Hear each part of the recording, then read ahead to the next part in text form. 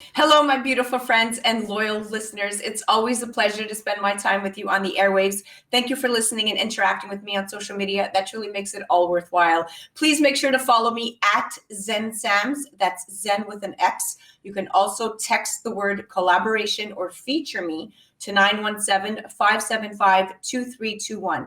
Again, that number is 917-575-2321. We have a great show lined up for you today. As usual, a mix of celebrities, impressive citizens, politicians, and a little bit of fun. On today's show, we're going to be talking about replacement children with a panel of experts who are going to help us make sense of the matter. A replacement child is basically a child conceived and born to replace a child who died. We're going to be meeting the founding members of the Replacement Child Forum. All are experts in this field and all are published book authors. Kristina Schellinsk is author of Individuation for Adult Replacement Children, Ways of Coming into Being. Rita Battat is the co-author of the award-winning book Replacement Children, The Unconscious Script. Judy Mandel, author of the New York Times bestseller Replacement Child, a Memoir, and their guest, Dr. Robin Ludwig, who is a nationally known psychotherapist and award-winning reporter. All four ladies will be coming on in just a bit. On our Food is Soul segment, we're going to be chatting with Warren Richards, Senior VP of Food and Beverage at Ocean Casino Resort in Atlantic City. He's going to guide us through all things food and beverage at the casino and the exciting entertainment that awaits us at Ovation Hall this summer. Shanna Fuld will be piping in directly from Tel Aviv with a dose of Israeli news that affect Americans. I can't wait to hear the scoop. But up next, a very emotional and exclusive interview with actor Jonathan Scheck. Jonathan's career started out landing pivotal roles on How to Make an American Quilt and Tom Hanks's directorial debut, That Thing You Do. He was 22 when acclaimed director Franco Zeffirelli cast him as the lead in his movie Sparrow back in 1992. And Jonathan claims that Zephorelli sexually abused him during the shoot, a trauma he's kept secret for 25 years. Stay tuned for this explosive and exclusive interview, chatting men and the Me Too movement. Up next with Jonathan Scheck. You're listening to A Moment of Zen. I am your host, ZenSams, right here on 710 WOR, the voice of New York. Zen is brought to you by Ocean Casino Resort in Atlantic City, Vice Cucina in Midtown Manhattan, Revere Securities, and Helen Yarmack International. Tune in every Saturday night at 9 p.m. on 710 WOR, the voice of New York, or download the iHeart app. Text the word collaborations to 917-575-2321. Follow Zen on social media at ZenSams. That's Zen with an X. Welcome back, beautiful people. You're listening to A Moment of Zen right here on 710 WOR, the voice of New York. I am your host, ZenSams. Now, up in just a few, we have Jonathan Scheck.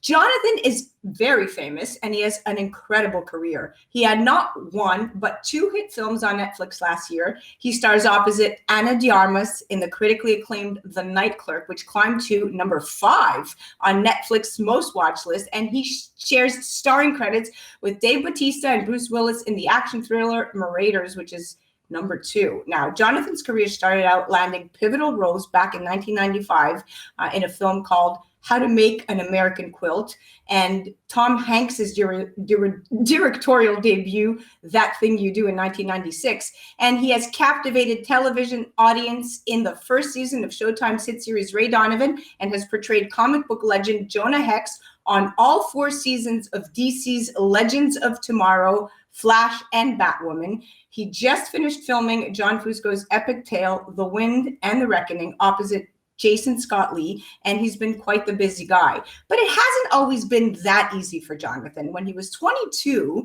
acclaimed director Franco Zeffirelli cast him as the lead in his movie Sparrow. It was 1992, and, well, the newcomer was thrilled to work with an Oscar-winning Italian filmmaker, somebody who's made movies such as The Champ, La Traviata, and Romeo and Juliet. And Jonathan claims that Zephorelli harassed and sexually abused him during the shoot, a trauma that he's kept secret for 25 years. Now, welcome to the show, my dear friend, and I am so honored to have you and so thankful to have you. It's a pleasure to be here. So, Jonathan, tell me, you are quite the famous actor and you've been in this industry for quite some time. I read your story about this director, and although I don't want to get into the details of it, I do want to let the audience know that as a male, an actor in Hollywood, the Me Too movement does not discriminate. I mean, everyone has had some kind of experience, and to say that men are precluded from this would be very unfair. So go ahead and tell us your take on what happened to you and how it's actually helped you heal. So, everyone hears Me Too and they have their own connection to it in one way or the other. Some people will say like the Me Too movement is just like a bunch of girls screaming and yelling at guys for sexual harassment. For me, what Me Too represented was what Rose McGowan spoke out about with Harvey Weinstein. When Rose McGowan spoke out about being sexually assaulted, the violence that she felt and had to deal with for her life, and that no one was he wasn't held accountable for it. That's what resonated with me. I had did a film with Rose right after I had made that movie with Zephorelli in '92. So it resonated very, very strongly with me. And I realized in my sobriety, as I was working through my character defects and the parts of me that I had to really deal with, I had gone through 2 marriages. I was in the 3rd marriage, and I wanted to have more intimacy and care and love for myself so that I could love my wife and my children. So in that study of self, I realized that I was violated in the very beginning of my career, in the very beginning of the whole experience of Hollywood. Now, even in the article in People magazine, what I didn't even realize, and this was when I was working with Annabelle Sciorra, we were working together on certain things. And as she was trying to discover when that happened to her with Harvey Weinstein, it made me realize that I was wrong when I talked to People magazine. I knew that this had happened because it was tearing me apart. It was this feeling of shame, of this lack of being like flawed. Not that I did anything wrong, but that I was flawed. I would stand in the baseball field coaching my son, and I had this incredible shame and flawedness that I wasn't good enough to teach my son how to play baseball. And I just was like, I have to get through that, or it's going to lead to something that is going to devastate this beautiful life that I'm trying to create for myself, for my wife, for the people that I love. And what I discovered was that it wasn't during filming that Zephorelli did this. It was during the screen test. It was the night of the screen test. He flew me from Los Angeles to Rome. He had it all set up. He had probably done this, and I know he has done this before, to Academy Award-winning Bruce Robinson for Romeo and Juliet. And once I started to realize, wow, what I had encountered, I was able to start to heal and start to advocate for others. And I know it's really difficult for men to really speak out, but when you have this thing that's haunting you, it's going to catch up to you sooner or later if you don't deal with it. And I faced it head on, and I'm a hardcore sexual abuse advocate, and I'm there for others who have gone through the similar experiences, and I have no shame about it anymore. None. Jonathan, this is such a therapeutic interview, and you're going to make me cry, because it took me my entire career up to this year to tell the world that Harvey Weinstein sexually assaulted me and violated me. And he was the person who signed my visa when I first got here and signed to Elite New York as a model. And I was so young at the time. I was barely, I was 18 or 19. And it was very scarring. And I've been married a good portion of my 30s, and I'd never told my husband. And it took the Me Too movement, and it took all of these women coming to bravely come to the front lines and say, he did this to me. And so I could totally empathize with you. And keeping things secret, it tears you up, it eats you out. And this is something that in order to begin to heal, you have to become vocal about it and no longer hide in those shadows of feeling ashamed. So kudos to you. I mean, what you went through very early on in your career is something that I can totally relate to. And I want to talk about the verbal abuse. Now, Zephorelli was very abusive in many ways, but verbally, I read that he also made you feel, not good enough at the time. Can you walk us through that? Okay, well, first off, I'm really sorry to hear that. I know you're telling the truth. It's what a monster. But he was told that it was okay. He was part of a culture that just allowed that and bred it and fed it. And I'm sorry you had to go through that. But hey, it's the big change it's happened. In my world of sexual abuse, there was a big cardinal that was held accountable, Cardinal Pell out in Australia. But it's very hard for survivors to get their voice to be heard in the courts. And we won just before COVID hit. Harvey Weinstein has to deal with what he did to you. And he's rotting and his teeth are falling out, and karma has a funny way of paying people back. Right. And he's losing his vision. So I don't feel sorry for him, but this is not about him or me. This is about you. And I wanted to touch upon some of the healing that has come out of all of this, because you are at a much different place right now. You are a dad. I think you just had your second child. Is that correct? Little girl. Lily, is that right? Is that her name? Lily Joe. Lily Joe. I don't even know how I remember that. I have so many things that I remember, and names are not my strength, but I remembered your little girl was Lily. And so you are married to your beautiful wife of, for how long now? 8 years you've been married? Years. We're going to be celebrating our 8th year in a little bit. Well, congratulations. So let's walk through the healing process, because, it caused you to have major alcohol and drug problems, sexual addictions. It caused a lot of damage to you, and you carried the shame all along. And like you said, it was just part of who you are. At least you thought that, and you did things that, you could never imagine doing. But, at the end of the day, you are now a loving parent, and you are on the flip side. And tell us about, your next chapter and what you're working on. Well, so what happened, it was the very beginning of that experience with Zephorelli.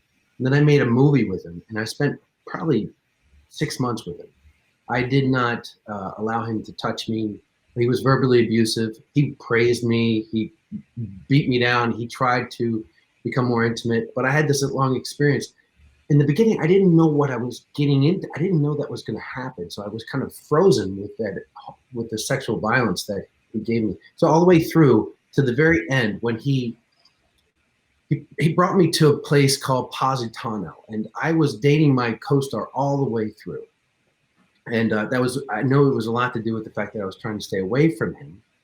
And that was one guard. And we went to Positano, and we had broken up, me and my co-star. So he told me he was going to come into the room again. And I locked the door, and I wouldn't let him in. So what he did was he took my voice off of the film. So when you watch the movie, you don't see my voice. You don't hear my voice. You see my face. You don't hear my voice. You can't hear my voice. What? It was his way of gaining power over me. And, that is the craziest thing I've ever heard. Yeah. Well, he was the director. He could do anything he wanted. I mean, the fact that he even got away with that is terrible. I mean, he's still alive. He's 90. He must be in his 90s now. He passed. Oh, he passed. Oh, wow. I got to tell you, Franco was molested by a priest when he was a young boy in an orphanage. And he's probably been part of this cycle for such a long time. Yeah. I have a lot of, so for me, Franco, I can give over and forgive him. When he passed, and I spoke out before he died because he lived till he was like 96. So they were like, would he rebuff me or whatever? I mean, maybe he would have, but he was doing it all along. I wasn't the first person to ever say anything. But for me, I'm trying to find my voice in the world again, in a big way, the authentic self that I have now. this understanding of who I am without harming myself in any way, believing in myself and feeding the good things in my life. That's what I'm going to accomplish in a big way, with a big voice. And I'm looking forward to that day. Well, Jonathan, you are on your way to incredible things, my friend. Not only are you such an amazing actor, but you're a father now, and you have so much going for you. And your story is empowering, as we speak, many who are listening to this, because it's not only brave what you did, because it's even harder because you're a guy to walk into such a movement that has been predominantly about women, women, women. And so thank you for being brave and telling us your story. It really, truly helped not just me, but a lot of people. Well, thank you for sharing your experience. You have an incredible group, an army around you. Thank you. It means so much. Guys, if you have not checked out Jonathan Scheck, definitely check him out. He's on Instagram, he's on social media, he's a Google search away, but he has incredible movies. So what's the next movie that you have coming out? Oh my God, I'm going to go do this movie. I can't wait. I can't wait. I'm so grateful for this movie. These roles, they find me, and it's just, I'm so grateful that I get to share this next movie. It's called Alaska, and I get to play this incredible shapeshifter who just gives the deeper understanding of how we can accomplish what we want. And the movie is called Alaska? It's called Alaska. All right, and it's coming out when? Well, we got to film it first. Oh, you got to film it first. You're so funny. Okay, yeah. Guys, listen, this was an incredible interview. Jonathan, thank you so much for coming on. I really had a great time. Yeah, you're awesome. You're listening to A Moment of Zen right here on 710 WOR, the voice of New York. I'm your host, Zen Sams. We'll be right back after this. Zen is brought to you by Ocean Casino Resort in Atlantic City, Vice Cucina in Midtown Manhattan, Revere Securities, and Helen Yarmack International. Tune in every Saturday night at 9 p.m. on 710 WOR, the voice of New York, or download the iHeart app. Text the word collaborations to 917-575-2321. Follow Zen on social media at Zen Sams. That's Zen with an X. Welcome back, beautiful people. You're listening to A Moment of Zen right here on 710 WOR, the voice of New York. I am your host, Zen Sams. Now, up next, we're going to be talking about replacement children with a panel of experts who are going to help us make sense of the matter. But let's cover basics first. Now, most have no idea of the term. At least I didn't until Dr.Robin Ludwig, a really good friend of mine, texted me about it. Now, most don't even understand the psychological condition of being a replacement child. So here goes. A replacement child is basically a child conceived and born to replace a child who died. But lots of different situations can lend themselves to this term. A person can be a replacement child if they were born shortly after a death, a stillbirth, a miscarriage, or abortion, for instance, born as a surviving twin or multiple, or even being assigned the role to replace a missing person. Now, also, many people may not be consciously aware of being replacement children and may struggle with depression, anxiety, low self-esteem, perfectionism, or survivor guilt. They might not even understand the reasons behind it. But once they become aware of the replacement child syndrome, they may be able to reframe what they have been feeling about themselves in an entirely new way. And here to walk us through it all are 4 experts, all women, might I add, and we're going to meet the founding members of the Replacement Child Forum.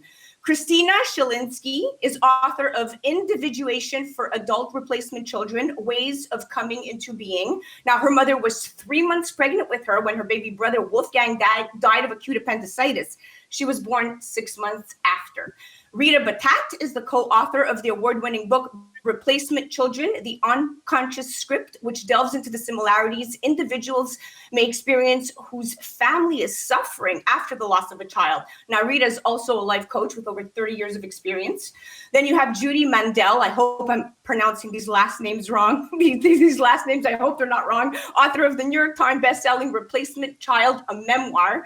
And though she thought she was writing the story of her family, of how her mother saved 3 people on the day an airplane crashed into her kitchen, and how her parents dealt with the grief of losing their firstborn 7 7-year-old Donna that day. Now, Judy soon realized that she had been conceived as a prescription to heal her mother's depression. And last but not least, we have Dr. Robin Ludwig, who's a nationally known psychotherapist and award-winning reporter. She received the 2020 Best of Manhattan Award in the mental health practitioner category by the Manhattan Award Program. And she is currently the executive producer and host of Talking Live, and is also the reason we are all here today. She texted me about this topic, as I said, and I was immediately interested. Welcome to the show, ladies. Thank you for having us. Thank you. Thank you so much. Wonderful to be here. Absolutely. Now, I will start with Robbie. Tell us quickly what made you want to share this with me, because you thought obviously there was something that the world needed to know. Obviously, you know, we have a huge voice on our platform here, but tell us a little bit more from your perspective, how this all makes sense and how it matters in the bigger picture of things. Xen, as you know, I've been in private practice for over 2 decades, and I'm clinically trained, analytically trained, and I had never heard of this concept, the replacement child. And it was through Rita that I started to learn more about this concept and really believe it's something that culturally is going to cut through our consciousness. And why it's so important for us all to understand this concept is because it impacts a person's psyche, it impacts a person's parenting. And really, the more we know about this, the better we are at being better mothers, being more developed human beings, and being better therapists. Well, thank you, Dr. Robin Ludwig. That's exactly, you know, when I started researching it, and I was completely enthralled with all the information that I didn't know existed about that. Now, Rita, I'm going to bounce this back to you. You are the co-author of the award-winning book, Replacement Children, The Unconscious Script, and you're a life coach. What made you really want to dive into this topic? Have you personally been affected, or how does that tie into your book? Actually, it was my story that I was born 18 months after my 14-year-old brother died of a congenital heart problem. And I thought I was the only one. And, you know, different things were happening in my family that just didn't seem to be happening in other people's families.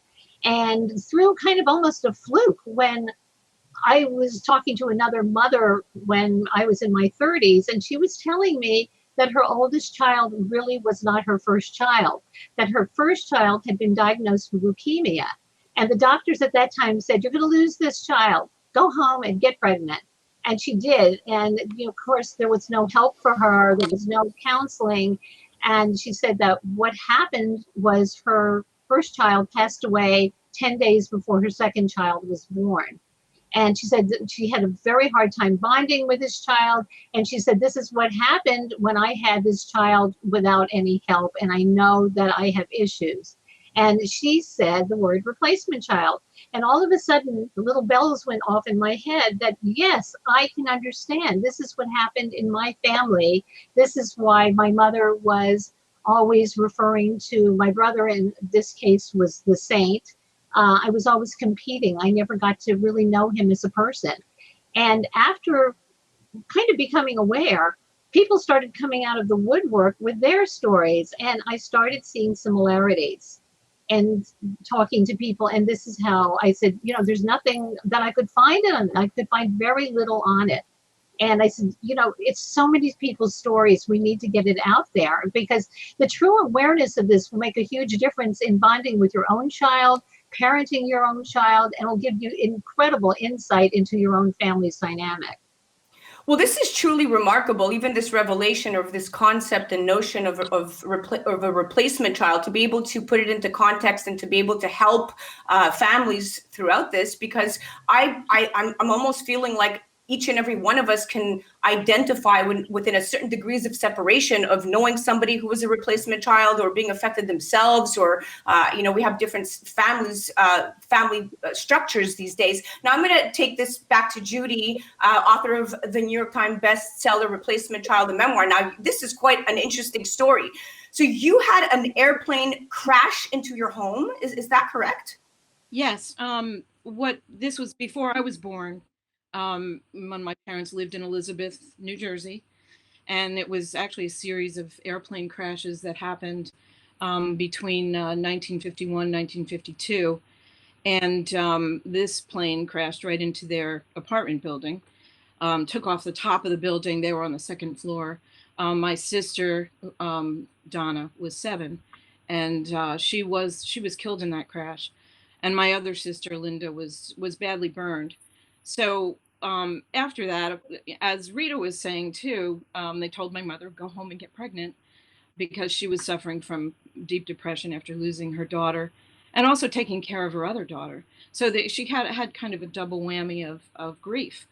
And so I wanted to write that story about really my brave mother who she saved not only my baby sister and a friend of Donna's who was in the house, and her own mother, and got them out, and tried to go back in for Donna, but was blocked by the firemen because the floor was about to, which it did right before she was trying to get in there. So many nuances to this.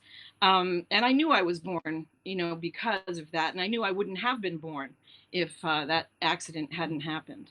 But I never understood what replacement child was until I was writing my book and doing research mostly into grief of losing a child. I was thinking of my mother and my father, which turned out to be even a bigger impact on me.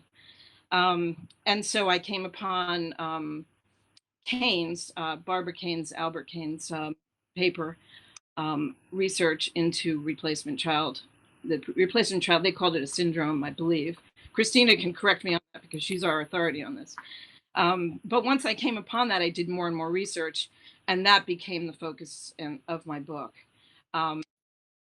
Come back to you in just 1 second. I do want to get Kristina in here because I know that we're hovering at the 6-minute mark. But I have some very, very pertinent questions for you. Kristina, welcome to the show. Now, you are the author of Individuation for Adult Replacement Children, Ways of Coming into Being. And you're saying your mother was 3 months pregnant with you when your baby brother Wolfgang died. Now, at that time, obviously, things were very stressful in your life. Can you walk us through how everything kind of changed from that day forward for you and your family? Yes, of course. Thank you. I think at that time, I didn't know anything about it. When I was born, if I look at my baby photos, I lie in the pram and I have sort of fearful eyes, looking with fearful eyes at the world. But of course, I didn't know anything about the replacement child syndrome until I hit 40. And I think I became a psychoanalyst and a therapist because I am a replacement child. I looked for at least 10 years for the repercussions of this very simple fact that I was born into grief. My mother never recovered from having lost her son and being pregnant with me. I mean, I was 6 months later just delivered into this atmosphere. And I remember daily trips to the cemetery. My parents just built the house right in front of the grave, if you wish to stay close. Yeah, it was a very sad upbringing. And what I didn't know is that I didn't feel loved by my mother and that I didn't love my mother simply because we had such a bad start. And that's why it's so important as a mom to know whether this has happened to me or to my parents or even to my grandparents, because it changes the way I bring up my children. And I think I went into therapy before I became pregnant. I have 2 children. And I felt that wasn't enough. I needed to study more, delve deeper into the subject. And that's why I trained to become a psychoanalyst. Well, this is truly remarkable. I mean, I have so many questions, and I think we have about 3 minutes left in the segment, and we will, after that, come back to a commercial break, and I'm going to continue and do some more behind the scenes for our uploads. But for this, any one of you could really answer this question. Did the recognition about being a replacement child slowly unfold as you all became adults, or was this something that being often compared to a child who has died, this child being idealized in many respects. How does that truly affect your relationship, not just with your mother, but with the family unit around you? I mean, this is tough stuff. Yeah. I could answer that if you like. Go ahead. And it definitely unfolded for me. I think it was, to take a part of Rita's book's title, Unconscious as a Child, being compared to my sister Donna, certainly by relatives as well as my immediate family. But I didn't have that idea of the replacement child and how it impacted my life until I was doing the writing, and then going through those episodes in my life where it did affect me. So the writing and the creative part of that and the research was what really unfolded to me. And I was in my 50s by the time I did that. So all through my life, I was feeling kind of the ramifications of it, not knowing what it was, through relationships and jobs and identity. Identity was huge for me, trying to figure out really where I belonged. And that unfolded for me, through my life. And I was grateful to find a reason why this was all happening to me. So the writing of the book for me was really what unfolded it.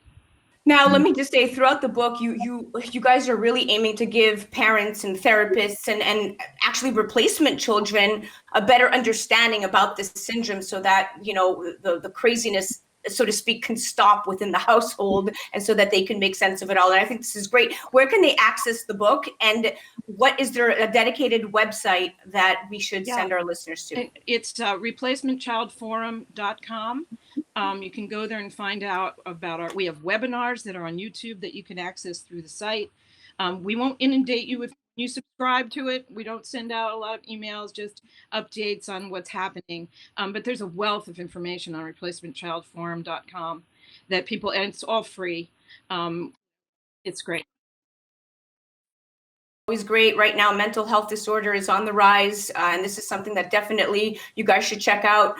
Replacement Child Forum is something that I came across and found so much information on, and I actually enjoyed the website. You guys are a panel of experts. You're women, your mothers, your authors, your doctors. You are simply incredible. I thank you all for being on the show. Rita, thank you. Dr. Robin Ludwig. Judy, thank you so much. We also have Kristina. Kristina, you are incredible yourself. Now, listen, here's what's going to happen. I'm going to say goodbye and go to a commercial break, and I will come right back and continue speaking to each and every one of you for behind the scenes stuff. You guys are listening to A Moment of Zen right here on 710 WOR, the voice of New York. We will be right back after this. Zen is brought to you by Ocean Casino Resort in Atlantic City, Vice Cucina in Midtown Manhattan, Revere Securities, and Helen Yarmack International. Tune in every Saturday night at 9 p.m. on 710 WOR, the voice of New York, or download the iHeart app. Text the word collaborations to 917-575-2321. Follow Zen on social media at Zen Sams. That's Zen with an X. Hi, this is Shanna Fuld here on A Moment of Zen, bringing you the latest in Israeli news directly from the beachy city of Tel Aviv. Now, let's get to the news. The Israel Defense Forces sent over a search and rescue team to help Florida's cleanup efforts and the big search for residents who were in a 12-story Surfside apartment building when it collapsed, killing some and leaving upwards of 150 missing. Israeli Defense Minister Benny Gantz says the move was coordinated with the Foreign Ministry in hopes of aiding Israel's greatest ally, the United States. The IDF says the mission is to assist in life-saving efforts by mapping out the challenges at the destruction site to help local rescue forces. United Hatzalah sent psychological support for the locals who witnessed the event. Florida's Jewish community lost a number of lives during this tragic disaster. Prayers for them echoed throughout Israel in the following days. The U.S. and Israel met secretly in Rome, Italy this week to discuss the ceasefire that Egypt brokered between Hamas and the Israeli Defense Forces in May. The talks between U.S. Secretary of State Antony Blinken and Israel's Foreign Minister Yair Lapid also included discussions about replenishing resources used for Israel's Iron Dome missile defense system and trying to preserve Israel's newest government. With former Prime Minister Benjamin Netanyahu out of the main power seat and now leading Israel's opposition government, the new leaders had a lot of talking to do. Israel's new coalition is comprised of left, center, and right-wing parties that each have different interests. On the one hand, it could lead to disaster, And on the other hand, it could be the most representative government in Israel's history. U.S. President Joe Biden just announced his next ambassador to Israel. Banking executive and former State Department senior official Thomas Nides takes the role. Although Nides is a lesser-known figure than previous ambassadors, he has had experience dealing with U.S.-Israel relations and the Israeli-Palestinian conflict while working for former President Barack Obama. And finally, to leave off on a good note, Zap Malaria, which is a Jerusalem-based startup company, won its first prize, and it was $3 million. The competition, hosted by IBM, got started in 2016. The purpose? To promote the use of artificial intelligence to solve the world's biggest issues. And you've got it, malaria is one of them. Zap Malaria finds malaria hotspots and eliminates mosquitoes from them. The team won the first prize out of 150 other entries. All right, well, thanks for listening and watching on A Moment of Zen. I'm Shanna Fuld, always bringing you the latest headlines directly from Tel Aviv. Back to you, Zen. Welcome back, beautiful people. You're listening to A Moment of Zen right here on 710 WOR, the voice of New York. I'm your host, Zen Sams. Now, up in just a few, we have the food segment with Warren Richards. He is the Senior VP of Food and Beverage at Ocean Casino Resort in Atlantic City. Now, who needs food? Well, we all do. We need food. And food's role in our daily lives is not only essential for survival, it also has a power that transcends nutrition. It also speaks to how we experience life and make memories. Do you remember psychology class in college?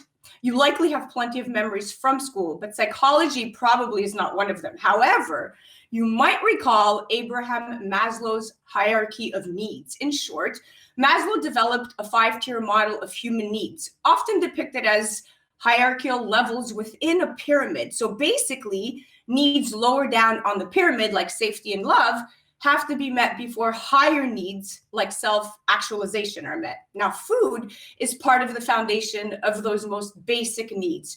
Food sustains life. As explained in Maslow's pyramid, food is at the foundation of our psychological, emotional, and spiritual well-being. And with the expansion of casino gaming throughout the United States, casinos have become one of the fastest growing segments in the hospitality industry. Food and beverage is a critical component of casino operations, and casino dining is no longer all-in buffets and food courts. To make it in the world of casino dining, food and beverage experts and curators are now upping their game. A new era of casino dining is upon us. The casino dining industry is no fool when it comes to consumer trends, and to be able to succeed in a high-stakes market, casino dining establishments need to stand out. And they're doing this by tailoring experiences to specific market segments. COVID reignited our love for good food versus fast food, and our tastes have definitely diversified, branching out further and further into more regional cuisines from all corners of the planet. And as the world turns foodie, we now expect more.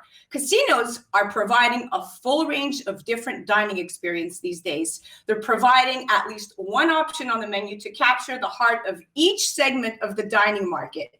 Now, Warren Richards is Senior Vice President of Food and Beverage at Ocean Casino Resort. He oversees a portfolio of more than 20 restaurants, bars, and lounges, as well as food and beverage operations in support of meetings and conventions, day life and nightlife, pools, special events, and a 5,000-seat concert arena, the very famous Ovation Hall. Welcome to the show, superstar. Thank you. Good to be here. Absolutely. Now, you are a big Las Vegas boy. That's where you kind of started. How does that AC market, Atlantic City, compare to the Las Vegas market on the food and beverage side, on the casino gaming side? You know, it was a fantastic period of my life to spend in Las Vegas, and obviously Vegas has really taken a lead in the non-gaming amenities for many years now, and coming to Atlantic City has been fascinating for me because they take it very, very seriously here, the quality of the food and beverage programs, and for me to come here and have the opportunity to add my own flavor and style to the operations here has already been a lot of fun in my first 7-8 months at the property. Your style is very eclectic, and I've actually we've spent some time at a friend's house not long ago, and we've met before. So it's kind of like I just had this moment of, I remember speaking to you very vividly. You told me you were from London, so I remember that. Right. So that's an up right there. And you spent 4 years at Wynn and Encore in Las Vegas, predominantly in the role of Director of Fine Dining, where you earned the Forbes 4-star award for 7 of the company's fine dining restaurants. Congratulations, by the way. Thank you. So having that kind of cachet on your back, and you understand the markets really well, you're now at Ocean Casino, and you have, I hear the casino is packed. Is that correct? The casino has been just on fire, literally, since really Memorial Day was the kickoff to the season. And we have seen incredible volumes, record-breaking days, including, of course, the holiday weekend that we just came through now. So we've been looking at, the record books repeatedly here. And whether it's fine dining or quick serve and contemporary restaurants, all the way through to what was a record-breaking day on Sunday at our beach club. The results have been outstanding. We know that there's a lot of improvement still to make, and we know that the demand is still greater than what we've already seen. So the challenge for me right now is to continue to give our fantastic team here the tools to do their job, to continue to innovate and give our guests something new to look at each and every time they come to the property. But the volumes have been tremendous. People are out looking to have a good time, and the more that we can throw at them, the more they've been receiving. And it's been fantastic to see things coming back so quickly and so strong. Beautiful. That makes me feel so happy inside, because I want life back. I just don't, this COVID just rained on our emotions, and it took us to deep places that were often, a lot of self-reflection. Some of us went to dark places, some of us, evolved, but most of us want to get out there again. And what is the better place to go to than Atlantic City during the summer? The Hamptons are completely oversaturated, in my opinion. So I can't wait to come spend time at the hotel. Tell me, what's the average amount of cocktails that you will serve over a weekend? Well, I can give you the stats that just in from this last weekend. So just on the casino floor itself, we served around 30,000 drinks this last weekend over the Saturday and Sunday. That is a big number. And then that doesn't include the drinks that we served at the beach club and at our pools and out in the park where we had live entertainment this weekend.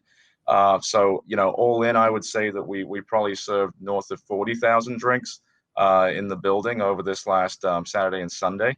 Bars coming back, basically Memorial Day was definitely a big moment for the property, and the energy changed immediately. And, I think people have really been happy to have the opportunity to listen to live music, go out with friends again, and really celebrate the things that we all maybe didn't have the chance to celebrate with those same people over the last 12 to 18 months. And we've really seen that demand for live entertainment and for a place to enjoy company and break bread with friends. And, we're actually looking right now at places we've never used before in this building where we can potentially pop up more options for those guests. And, by the end of July, we're actually probably going to have at least 2 more spots opening up here on property, which we're currently not using. We're just going to try and put some entertainment in there and see if people will go and enjoy a little bit more of this summer. Yes, and you have the Summer of Love concert series at Ovation Hall that kicks off July 9th, this very weekend coming up. And so that's a 5,000 seat concert arena that is also part of your portfolio, if I understand correctly. That's yes? correct. It's my responsibility to get everyone something to drink when they go to the shows. We actually opened that facility last Saturday for the first time since COVID. Brian McKnight played, and it was a great show. He's a fantastic entertainer, and people really enjoyed that. And for us here at property, it really was another one of those kind of milestones that we get to where we think about things that had not yet reopened since COVID. Ovation Hall was actually the last piece of the puzzle here. So having that back open again, it really did feel like all 6 million square foot of this building was active once again, and that was fantastic. Oh, that's such good news. I'm so excited to visit and see the property. Now, for the listeners that are just tuning in, we're talking with Warren Richards of the Ocean Casino Resort. He's Senior VP of Food and Beverage there. And we are actually wanted to go back a little bit. The type of restaurants within the casino, I mean, there are many. You have Armada, American Cut, Dolce Mare, Harper's, you have the Sky Cafe, Villain and Saint, Top Golf. I could go on and on. Where would you direct somebody that is more vegan, vegetarian, plant-based? Yeah, absolutely. So, we really try to make sure that no matter what demographic of guest comes here to the property, that there are multiple things which they'll feel comfortable and enjoy. So, when it comes to those which have those customers and guests that have any kind of dietary concerns, we really actually try to make sure every restaurant has something they'll enjoy, because I don't want anyone to have to compromise when they come to property. So if you're in the mood for Cantonese cuisine, we believe that we would be able to provide you with a fantastic option at Zen Bang, for instance. If you're over at American Cut, our steakhouse, Chef Romeo would absolutely be able to provide you with a fantastic meal and alternative options for someone who's vegetarian or vegan, or maybe looking to avoid gluten or any other concerns. Our goal here is to be flexible, to understand trends that are not new. These are things that have been happening nationwide. And I spent a lot of time on the West Coast, in my last 10 years. And I think a lot of those trends maybe were things that popped up maybe on the West Coast first. And so I've seen what was necessary in my past lives, and I'll be continuing to grow that portion of the portfolio here so that everyone feels comfortable no matter where they go. In our coffee program, for instance, you can absolutely expect to see alternative milk options represented at our venues that serve everything from oat milk to almond milk. And like I said, it's a priority for us. I feel like we could do more, and we will do more. But no matter what you're looking to eat or drink here in the building, we have something for you. This is such incredible information. Not only are you providing the world of services in this amazing resort, but you also a casino resort, mind you, but the fact that you're catering with a great attitude to some of the people that could be a little bit more difficult on a given day is what makes it all worthwhile. Because I remember I had a friend staying there who was completely vegan, completely vegetarian. In fact, my stepdaughter, Carly, and I know for a fact that property, she would be so happy because there's some of everything she likes. And you guys are always with a smile, wanting to please, wanting to say yes, which makes it's very important to have that ability to feel like somebody will cater to your every need, separate of what the cost is, because that's what you do. You strive for excellence. So thank you for coming on the show. So Warren, let's direct people to the website. It's theoceanac.com, correct? That's correct.